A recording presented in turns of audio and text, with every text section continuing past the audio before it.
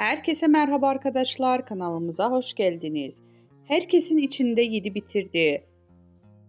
Dışarıda mesafeli görüntüler veren ve çok fazla yakın gözükmeyen Hande Erçel ile Hakan Sabancı ilk kez böyle görüntülendi.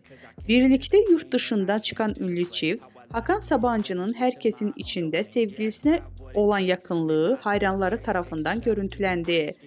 Görüntüleri izleyen Erçel hayranları ise Hakan enişte Hande'yi yemiş. Hakan aşka geldi. Hakan biraz yavaş mı olsan yorumları yapıldı.